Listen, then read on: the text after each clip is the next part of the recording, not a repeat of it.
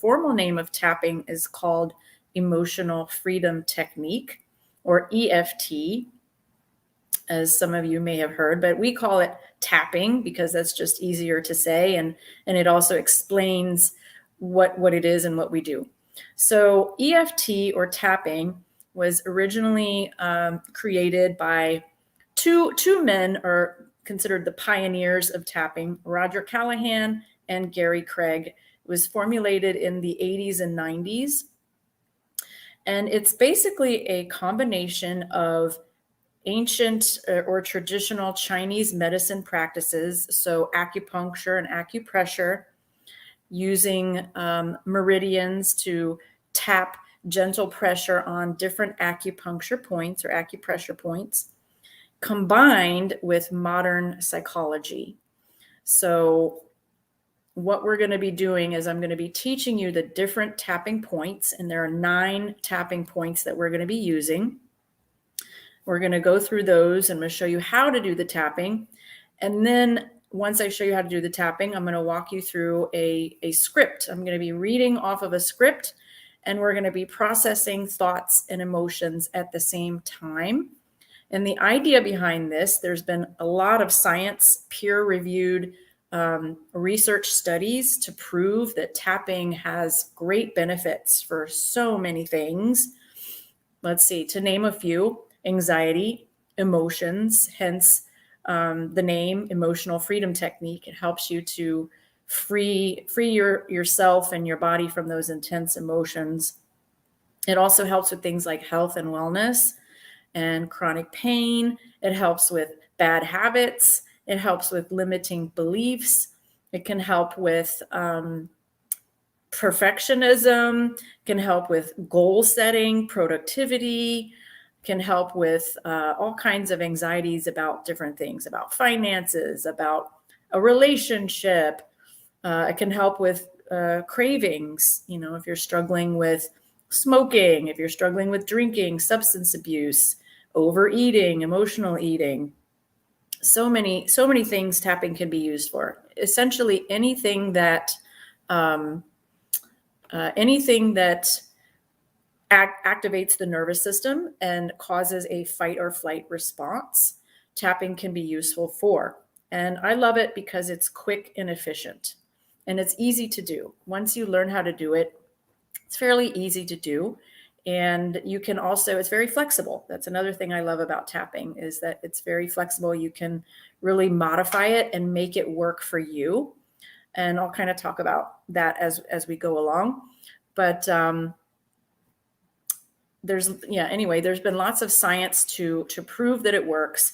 And what's happening is while we're tapping these 9 different acupuncture points, we're giving gentle stimulation to these points. And what's going on inside the body is we are helping the body to circulate more blood flow.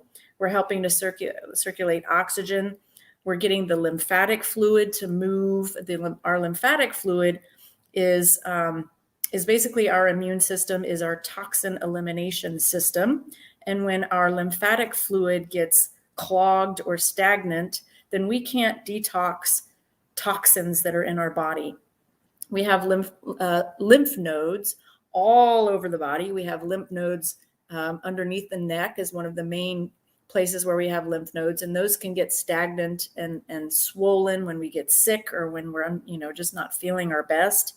So tapping is another great way to get lymphatic fluid to flow and detox the body. So many health benefits that tapping can provide.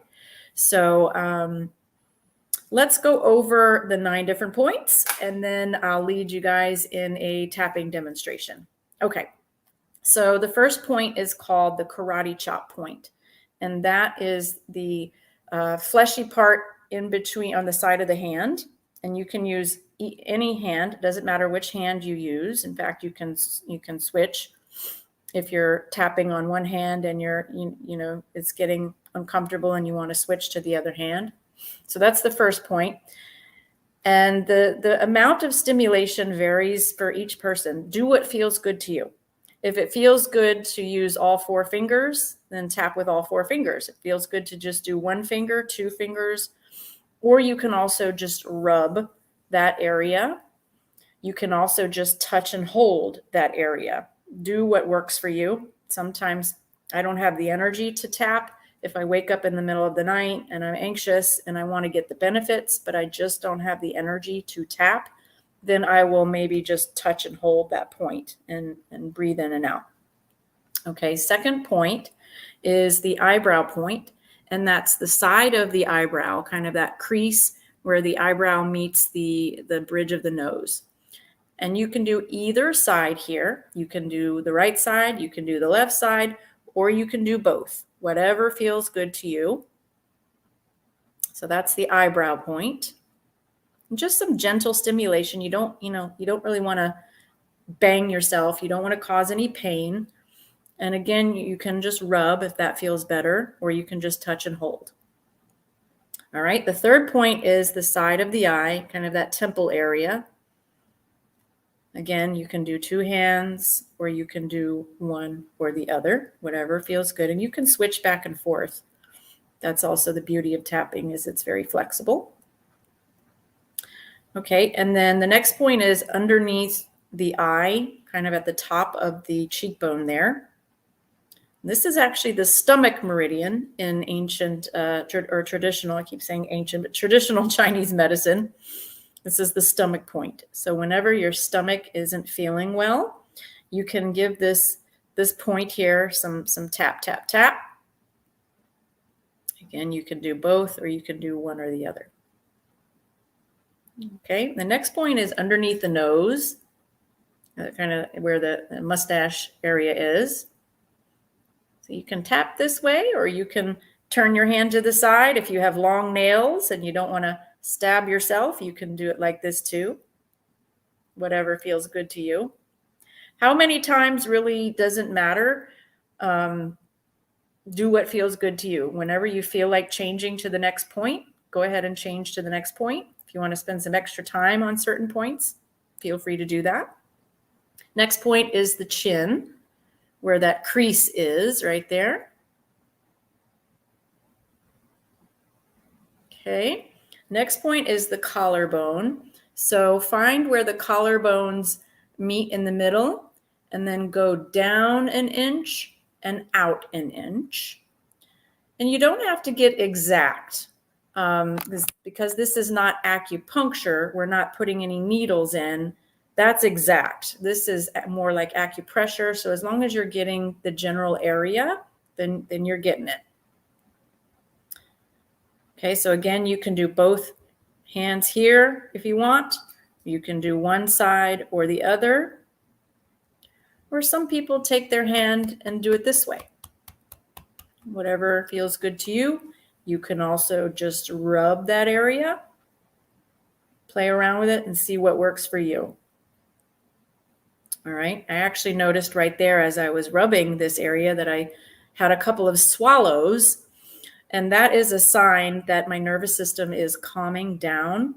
That's a sign that the nervous system is going from a sympathetic state, which is that stress response or that fight or flight response, down to a parasympathetic state, which is that relaxation response, or what we call rest and digest.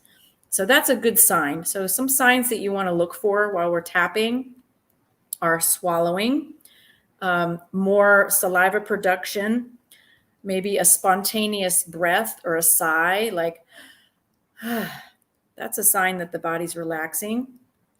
A yawn. If you feel a yawn coming on, let it out. That's a release. That's a good parasympathetic release. That means your body is calming down. And I won't take offense. I know I can't see you guys, but yawns are actually a compliment. That means that I'm doing my job in relaxing you. Okay, so the next point is the side of the arm. So ladies, where your bra strap is. For men, just maybe 4 inches down from the armpit.